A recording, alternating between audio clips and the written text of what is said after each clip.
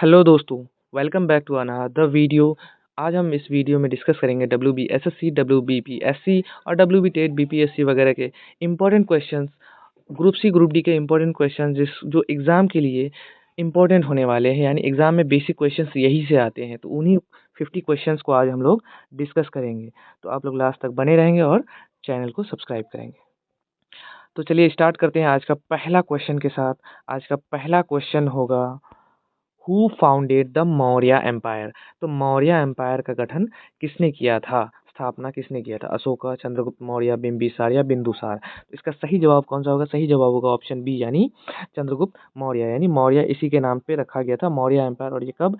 321 BCE में इसका स्थापना हुआ था चंद्रगुप्त मौर्य के जरिए। ठीक है दोस्तों, चलते हैं दूसरा नंबर में। दूसरा नंबर का सवाल है, the battle of Buxar was fought in. कब लड़ा गया था बैटल ऑफ बक्सर? 1757, 1764, 1857, 1799? तो इसका सही जवाब होगा ऑप्शन बी, यानी 1764 इसका सही जवाब होगा। ठीक है दोस्तों, ये लड़ा गया था, ब्रिटिश और खिलाफ थे उनके मीर कासिम, सिराज शुजाउद्दौला और शाह आलम टू के दरमियान। ठीक है दोस्तों, चलते हैं तीसरे नंबर पे सवाल, the capital of Bengal during Sirajuddaulah's time. Sirajuddaulah के समय में बंगाल का कैपिटल कहाँ था? अभी तो कोलकाता है, उस टाइम कहाँ था? कलकत्ता, मुर्शिदाबाद, ढाका या पटना? इसका सही जवाब क्या होगा? सही जवाब होगा ऑप्शन बी, यानी मुर्शिदाबाद था इसका उस टाइम का कैपिटल। ठीक है दोस्तों, चलते हैं अगले सवाल पे। तो आज का अगला सवाल है, the non cooperation movement started in. 1927 कब स्टार्ट हुआ था नॉन कॉपरेशन मूवमेंट? 1917, 1920, 1930 या 1942? तो इसका सही जवाब आप लोग कमेंट करेंगे, साथ ही साथ बने रहेंगे। तो इसमें सही जवाब होगा ऑप्शन बी, यानी 1920 में हुआ था, नॉन कॉपरेशन मूवमेंट स्टार्ट हुआ था। तो चलते हैं अगले सवाल पे। अगला सवाल है आज का 5 नंबर का, who founded the Indian national army. तो इंडियन नेशनल आर्मी का स्थापना किसने किया था? रास बिहारी बोस, सुभाष चंद्र बोस, लाला लाजपत राय और भगत सिंह? तो 50 क्वेश्चन है, हम लोग जल्दी से इसको कवर करेंगे। तो इसका सही जवाब आप लोग कमेंट करते चलेंगे। सही जवाब होगा ऑप्शन ए, यानी रास बिहारी बोस ने गठन किया था इंडियन नेशनल आर्मी का। चलते हैं अगले सवाल पे। 6 नंबर का सवाल है, who was the first Indian governor general of independent India. Independent India का पहला गवर्नर जनरल कौन था? तो इसका सही जवाब कौन सा होगा आप लोग कमेंट करेंगे। सही जवाब Lord Mountbatten, doctor Rajendra Prasad, सी गोपालाचारी या नेहरू? इसमें से सही जवाब होगा ऑप्शन सी, इसका सही जवाब होगा, यानी सी गोपालाचारी ने सी गोपालाचारी बने थे पहले गवर्नर, पहले और आखिरी गवर्नर इंडिपेंडेंट इंडिया के। चलते हैं अगले सवाल पे। आज का अगला सवाल है 7 नंबर, हु रोट आनंद मठ। आनंद मठ किसने लिखा था? बंकिम चंद्र चट्टोपाध्याय, रविंद्रनाथ टैगोर, शरत चंद्र या अरबिंदो घोष? तो 7 नंबर का सही जवाब होगा ऑप्शन ए, यानी बंकिम चंद्र चट्टोपाध्याय। चलते हैं 8वें नंबर पे। 8वें नंबर में है, who led the Santhal rebellion. तो 8 नंबर का सवाल है, who led the Santhal rebellion. तो इसका सही जवाब कौन सा होगा? बिरसा मुंडा, सिद्धू एंड कानू, तिलक एंड मांझी या टीटू मीर? तो ए बी सी डी में से इसका सही जवाब कौन सा होगा आप लोग कमेंट करेंगे। इसका सही जवाब होगा ऑप्शन बी, यानी सिद्धू एंड कानू ने संथाल रेवेलियन को लीड किए थे। ठीक है दोस्तों, नेतृत्व में हुआ था, 1855 से 56 के बीच में हुआ था Santhal rebellion. The permanent settlement of Bengal was introduced. तो परमानेंट अस्थाई बंदोबस्ती किसके द्वारा स्टार्ट किया गया था? वैरन हेस्टिंग, कॉर्नवालिस, डेलहाउसी या Wellesley? A B C D में से सही जवाब कौन सा होगा आप लोग कमेंट करते चलेंगे। सही जवाब होगा ऑप्शन बी, यानी लॉर्ड कॉर्नवालिस के जरिए ये परमानेंट सेटलमेंट बंगाल में इंट्रोड्यूस किया गया था। चलते हैं 10 नंबर में, स्वदेशी मूवमेंट बिगेंड आफ्टर। किसके बाद स्वदेशी मूवमेंट स्टार्ट हुआ था? Jallianwala Bagh, partition of Bengal, Simon commission या दांडी मार्च? तो ये भी हिस्ट्री से आखिरी सवाल है इसका। तो इसमें देखेंगे, इसका सही जवाब होगा ऑप्शन बी, यानी पार्टीशन ऑफ बंगाल के बाद स्वदेशी मूवमेंट स्टार्ट किया गया था। ठीक है दोस्तों, चलते हैं अगले सवाल पे। अब ज्योग्राफी का पार्ट स्टार्ट करते हैं। इसमें है, सबसे पहला सवाल है, the tropic of cancer passes through which district of Bengal. Tropic of cancer जो है बंगाल के कौन से डिस्ट्रिक्ट से होके गुजरता है? तो जलपाईगुड़ी, पुरुलिया, मालदा, नदिया, इन चारों डिस्ट्रिक्ट में से कौन से डिस्ट्रिक्ट में होके गुजरता है? तो इसका सही जवाब होगा ऑप्शन बी, यानी पुरुलिया।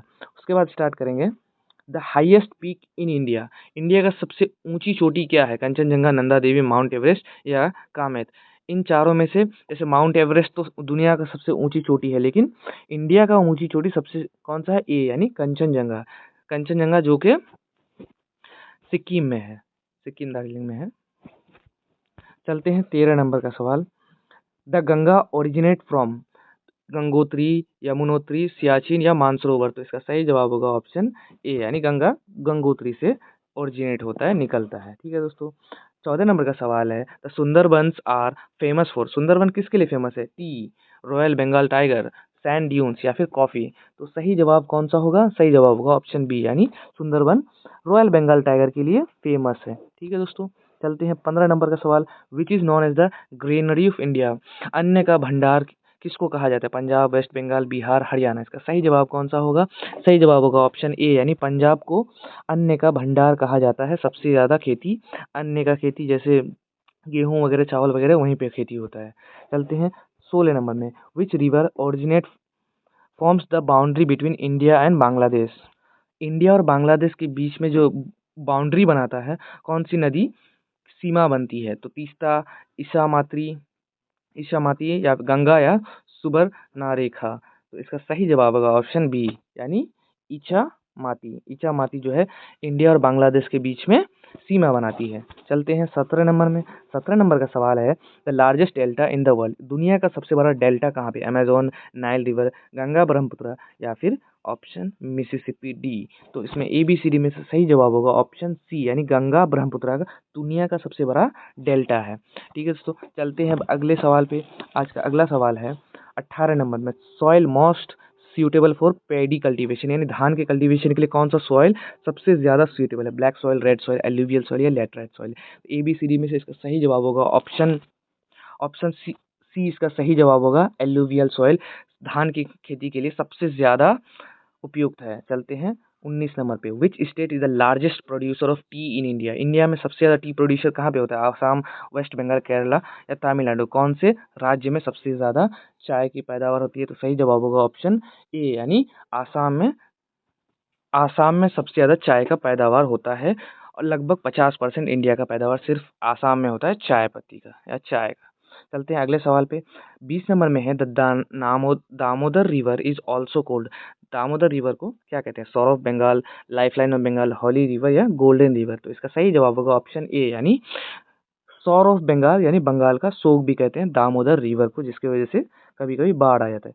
अब आते हैं पॉलिटी के पार्ट में। पॉलिटी का पार्ट, इसमें पहला क्वेश्चन है, the president of India is elected by. किसके द्वारा उसको इलेक्ट किया जाता है, निर्वाचित किया जाता है? तो लोकसभा, पार्लियामेंट, इलेक्ट्रल कलीग या फिर पब्लिक वोट। इसका सही जवाब होगा ऑप्शन सी यानी इलेक्ट्रल कलीग के द्वारा इसको निर्वाचित किया गया जाता है। ठीक है दोस्तों।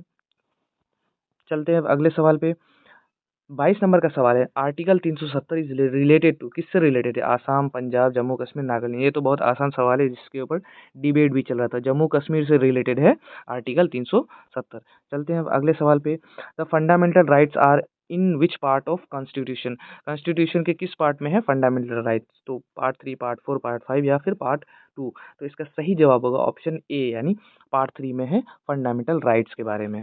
चलते हैं अगले सवाल पे। राइट टू एजुकेशन कौन से आर्टिकल में आता है? आर्टिकल 19, आर्टिकल 21 ए, आर्टिकल 25 या आर्टिकल 29। तो सही जवाब होगा ऑप्शन बी यानी आर्टिकल 21 ए के तहत हमें राइट टू एजुकेशन के बारे में जानते हैं हम। तो the governor of state is appointed by. किसके द्वारा उसको अपॉइंट किया जाता है, नियुक्त किया जाता है? तो इसका सही जवाब कौन सा होगा? Chief minister, president, prime minister, supreme court.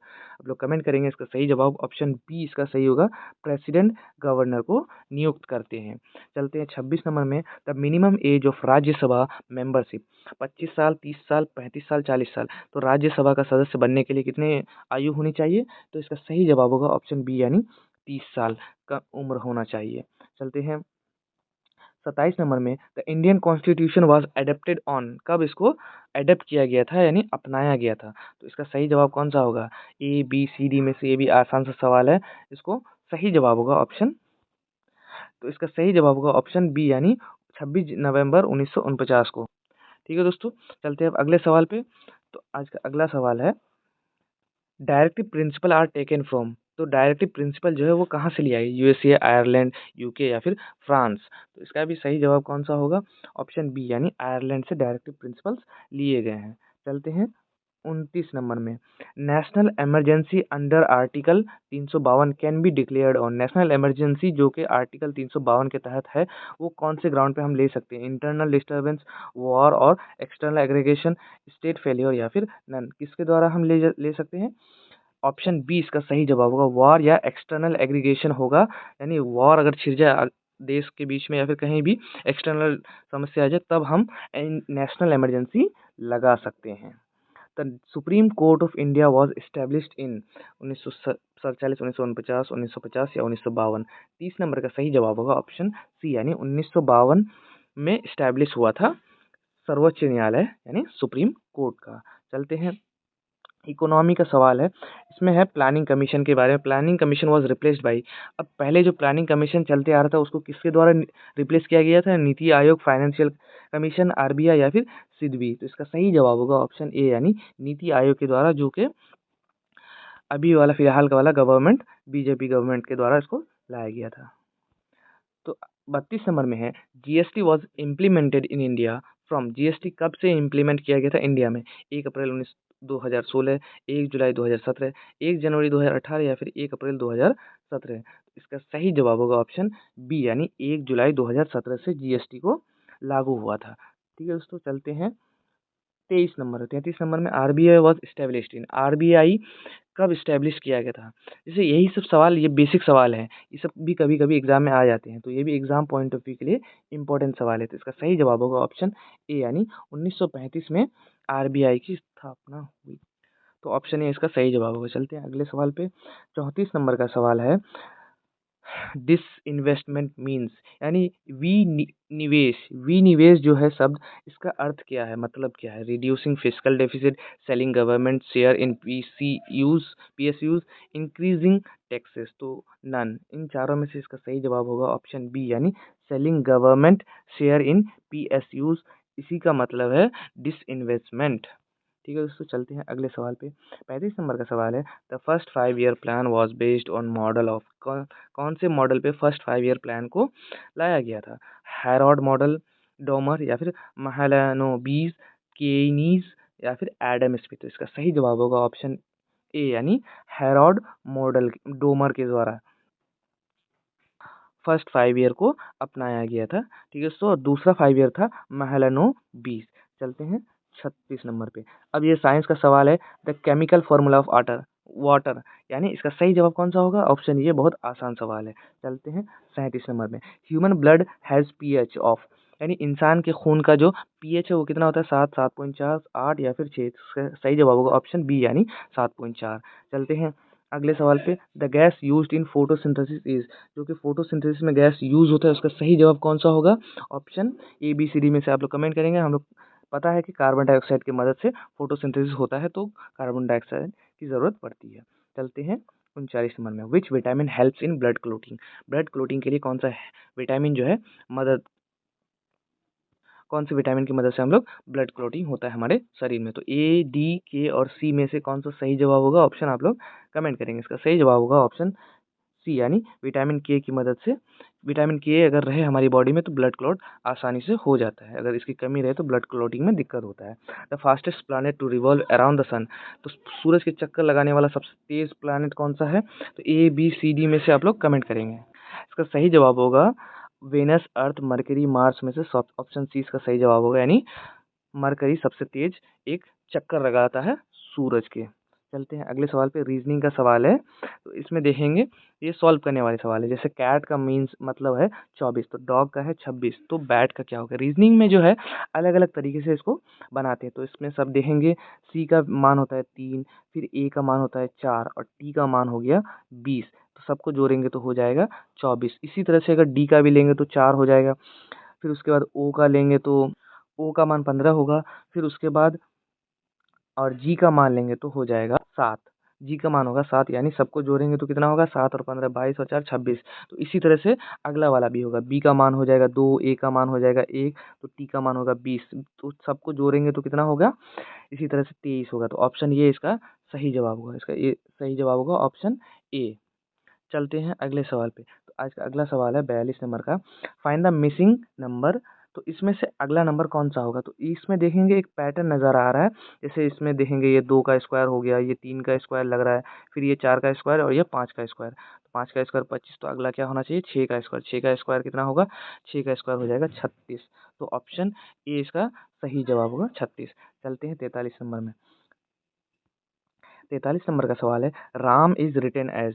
तो ऐसे देख के तो नहीं लग रहा है, नंबर्स को हमेशा जैसे नंबर्स में कन्वर्ट कर देंगे डिजिट्स को, जब भी इस तरह के सवाल बनाएँगे। तो जैसे ए, आर का वैल्यू हो गया, 18, फिर ए का वैल्यू हो गया 1, उसके बाद फिर एम का वैल्यू हो गया 13। तो ये ऐसे ही लिखा हुआ है 18, 1 और 13। तो इसी तरह से फैन का भी वैल्यू लिखेंगे, यानी एफ का वैल्यू हो जाएगा 6, उसके बाद 1, उसके बाद एन का वैल्यू हो जाएगा 14। तो 6, 1, 14, यानी ऑप्शन सी इसका सही जवाब होगा। ठीक है दोस्तों, चलते हैं अगले सवाल पे। ऑप्शन सी इसका सही जवाब हुआ। चलते हैं 44 नंबर यानी इनका सवाल स्टार्ट करते हैं। 44 नंबर इसमें देखेंगे, ये भी उसी तरह का सीरीज वाले सवाल है, इसको कैसे बनाएंगे। तो इसमें देखेंगे एक सिमिलरिटी नज़र आ रहा है कि सब आपस में बढ़ रहा है। तो कैसे बढ़ रहा है? ये हो गया 3 का स्क्वायर 1, 3 पे पावर 1, 3 पे पावर 2, यानी 3 का स्क्वायर 9 हो गया। फिर ये 3 का स्क्वायर यानी 3 का क्यूब हो गया 27। फिर ये 3 पे पावर 4 81 हो गया। तो अगला क्या होना चाहिए? 3 पे पावर 5। तो 81 को 3 से गुना करेंगे तो कितना होगा? 243, यानी ऑप्शन बी इसका सही जवाब होगा। ऑप्शन बी क्वेश्चन मार्क की जगह पर आएगा। ठीक है दोस्तों, चलते हैं अगले सवाल पे। सवाल इसी तरह के आने वाले हैं, जैसे 45 नंबर का सवाल है, which word does not belong to the group. तो इस ग्रुप से जुड़ा हुआ नहीं है, कौन सा वर्ड जुड़ा हुआ नहीं है? एप्पल, मैंगो, पोटैटो, बनाना, इसमें से कौन सा अलग है, संबंधित नहीं है? तो एप्पल, मैंगो और बनाना तीनों फ्रूट्स है, और पोटैटो सब्जी में आ जाते हैं। तो ऑप्शन सी इसका सही जवाब होगा। करंट अफेयर्स के कुछ सवाल, इसके बाद ये लास्ट है। जैसे who is the current president of India. तो अभी का करंट प्रेसिडेंट, ये बहुत आसान सा सवाल है, द्रौपदी मुर्मू इसका सही जवाब होगा। चलते हैं अगले सवाल पे। Which Indian city hosted the 2024 Khelo India games. तो 2024 खेलो इंडिया गेम्स को कौन से सिटी ने होस्ट किया था? गुवाहाटी, चेन्नई, भोपाल या फिर पुणे। इसमें से कौन सा इसका सही जवाब होगा? ऑप्शन सी इसका सही जवाब होगा, यानी भोपाल ने इसको होस्ट किया था खेलो इंडिया गेम्स को। चलते हैं 40 नंबर पे। The Nobel peace prize 2024 was awarded to. 2024 का नोबल पीस प्राइज़ किसको दिया गया था? Narges Mohammadi, Alexei Navalny, ICRC या ग्रेटा थनबर्ग। तो इसका सही जवाब होगा ऑप्शन ए, यानी नरगिस मोहम्मदी को। चलते हैं 49 नंबर में। G20 summit 2023 was held in. तो G20 समिट 2023 कब हुआ था? यानी हेल्ड इन कहाँ पे हुआ था? ओसाका, जकार्ता, रोम, न्यू दिल्ली। तो इसका सही जवाब होगा ऑप्शन डी, यानी न्यू दिल्ली में हुआ था। इस साल हमारे देश में हुआ था G20 2023 का समिट। ठीक है दोस्तों, चलते हैं अगले सवाल पे। The capital of West Bengal before Calcutta was. तो कलकत्ता से पहले जो है बंगाल का कैपिटल कहाँ था? तो कोलकाता से पहले तो क्या वो बर्धमान था, कोच बिहार, मुर्शिदाबाद। तो इसका सही जवाब होगा ऑप्शन डी, यानी मुर्शिदाबाद था। कलकत्ता से पहले बंगाल का कैपिटल मुर्शिदाबाद था। ठीक है दोस्तों, ये हमारे 50 सवाल आज कंप्लीट हो गए यहीं पे। तो आप लोग पूरा इसको देखेंगे, अच्छे से इसको समझेंगे, प्रैक्टिस करेंगे, और हम लोग इसी तरह से आगे वीडियोस लाते रहेंगे और आप लोग चैनल में बने रहेंगे। ठीक है दोस्तों, धन्यवाद।